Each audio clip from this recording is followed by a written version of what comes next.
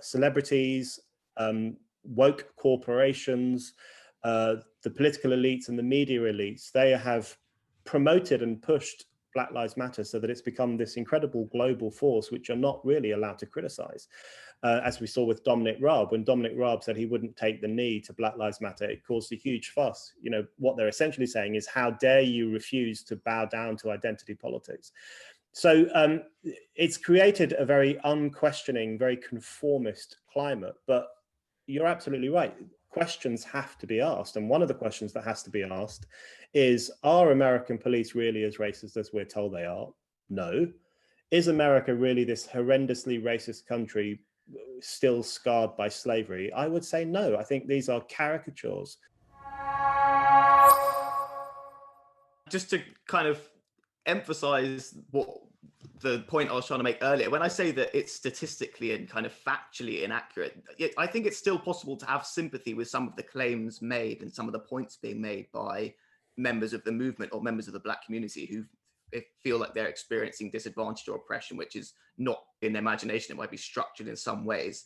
But on a statistical level, if you look at the number of people killed by police in interactions on a kind of racial basis, there is a slight skewing towards Black people being more likely to be killed in the US by police. But then when you take into account factors like the circumstances in which they interact with the police, or whether a violent crime is being committed, actually it levels out. And most of the studies show, like one famous study by Fryer, who is a Harvard economist, I think, found that actually there is no real disparity in terms of police killings. If you just take a neutral view of it, surely you want to actually statistically get your analysis accurate.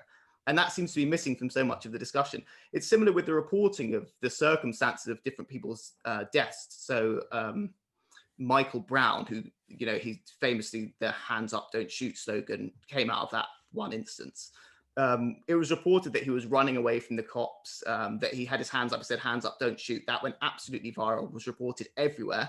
Subsequently, it turned out that was actually not exactly what had happened. It sounds like he probably put his hands in the car, which the policeman was in, was trying to grab the gun.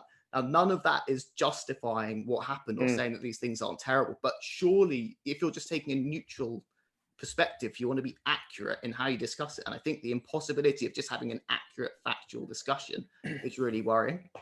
Yeah, I agree. And I think there's hostility to analysis at the moment. And that's really interesting. So anyone who talks about the statistics, anyone who digs down into them, and quite a few journalists in the US have done this, borrowing from studies done by academics, anyone who does that is immediately seen as suspect, immediately seen as racist, because what they're doing is they're calling into question the victim narrative that is propelling this movement and which is propelling regressive identity politics more broadly. Now, the problem is that as soon as you raise these questions, as you indicate, there's a risk that people will say, oh, you don't care about George Floyd, or you don't care about those people who've been killed, or you don't care about the fact that some American cops are still are probably racist or are trigger happy, to be sure. And that's inaccurate. You can be incredibly concerned about those problems. I'm incredibly concerned about the militarization of the American police. I think it's really shocking, the fact that they essentially have tanks and guns. And when I've been to the US a large number of times, and I'm always shocked to see cops walking around with guns, and it's quite unnerving. And for someone from the UK, where we very rarely see police with guns. So you can be concerned about all of that and the authoritarian implications of it, and the way in which certain communities are policed more harshly than other communities. All of those things are really important things for us to talk about. It's also important for us to talk about where there is still racial disparities in the US, where there are certain areas in public life or educational life where Black people are not doing as well as they should. Absolutely. Those are issues to be talked about, and solutions should be found to them. But I think the current movement and the current hysteria actually makes it harder to do that, because it's not geared towards having a reasoned, accurate discussion of the problems some communities face. Far less is it geared towards coming up with political solutions to those problems. Instead, it's geared towards this just being this kind of vast, fact-free story of victimhood and suffering, which people get a moral kick from being involved in, and where white people play the role of the baddies and black people play the role of the victims, and it's become this sweeping global narrative, and it completely grates against any sense of sitting down, looking at the facts and having a proper discussion. So I would say my argument to Black Lives Matter is, undoubtedly there will be some people involved in the Black Lives Matter movement who are concerned very much about the militarization of the police, the absolutely bizarre prison system in the United States, the faults of the criminal justice system, and lingering racial disparities. I'm sure they're genuinely concerned with those issues, but I would say you have to disconnect yourself from the myopically identitarian movement that has emerged over the past few years. You have to disconnect yourself from that before you can actually talk about those problems, because the identitarian movement has become this ridiculous virtue signaling outfit, which doesn't help us at all when it comes to tackling real social problems.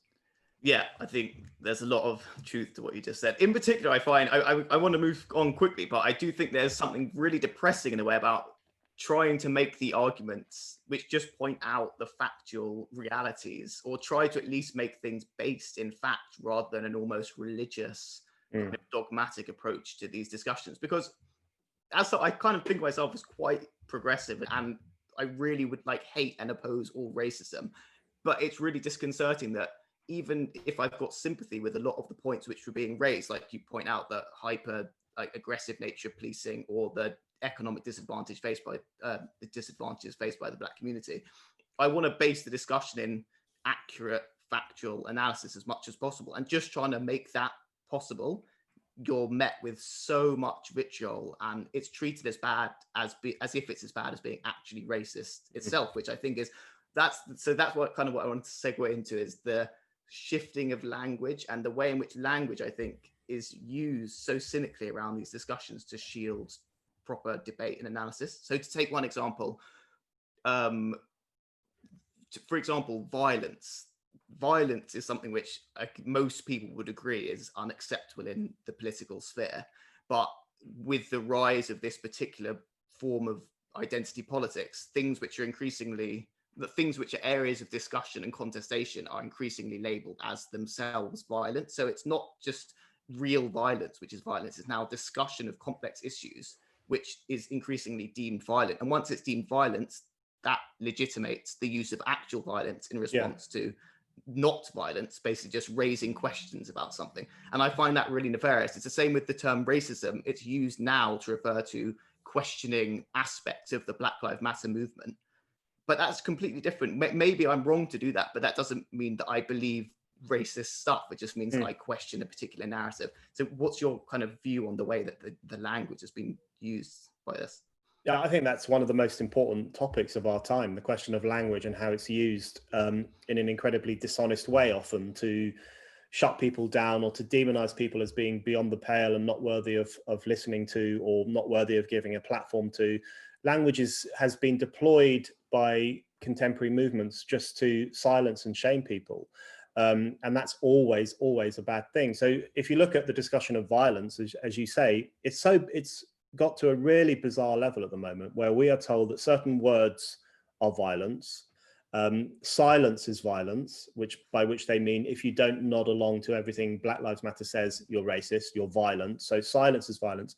But then apparently real violence is not always violence. So if you look at CNN saying that a mostly peaceful protest about something that was obviously violent and which was destructive primarily for working class and Black communities. But that apparently wasn't really violent. We've seen people defending looting. There's a book out called In Defense of Looting. Serious commentators in the US have said we've got to lay off looting. It's not as bad as we're making out. So you have this surreal situation where certain ideas or silence itself are seen as acts of violence, whereas acts of violence are constantly downplayed, especially by the mainstream media, who are, I think, very worried that if they criticize this stuff, they might benefit Trump or they might give Trump a boost. So they kind of hold back from benefiting the violence in the US over the past few months. But I think you're right to raise that problem of what happens when certain words and ideas are treated as a form of violence. What that does is that legitimizes violence in response to words. And that is, again, that is a fairly predictable thing. If you go around educating a new generation to think that any criticism of their identitarian worldview or of their political worldview is a form of violence, you are going to make them behave sometimes quite irrationally in response to criticism. And I've seen this on campuses. I did a talk at Oxford a couple of years ago, and someone was triggered, and I've never seen a real triggering before. And what happened is that this person had started to have a meltdown and became physically inconsolable and was having difficulty breathing. I'm not making any of this up, and had to be helped from the room. And what was most striking about that incident is that the other people, it was a small gathering listening to me do this kind of private talk. The other people were not particularly shocked by the response. And when I said, what just happened there? They said, oh, she's obviously been triggered by what you've said. Now, that's still a rare occurrence. You don't often see people have a nervous breakdown in response to words. But if we encourage people to see words as violent, you are going to make people feel incredibly fragile when they hear criticism.